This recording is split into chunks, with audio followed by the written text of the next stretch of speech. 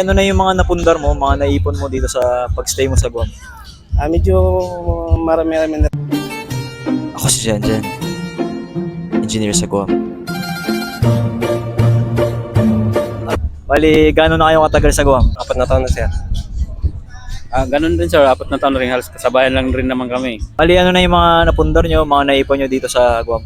May konting ipon na rin, sir. Tapos may bahay na. Ako rin sir, may kunting ipon, tapos nakapagawa na rin ng apartment. Gano'n ka na katagal sa Guam?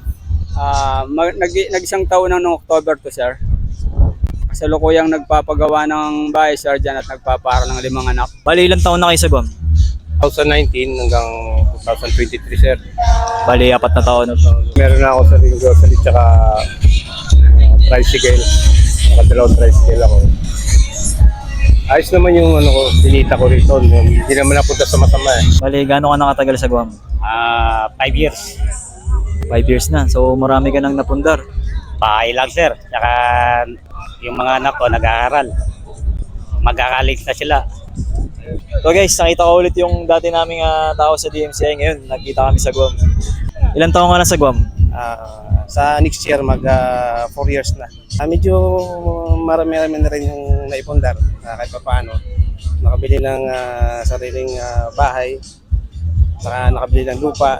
Nakabili ng sasakyan. And then mga motor para sa mga boys ko, sa mga anak ko.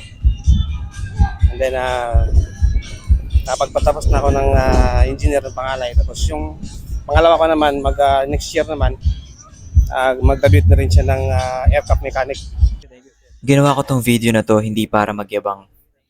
Ginawa ko ito upang magsilbing paalaala na huwag kang tumigil sa paghakbang.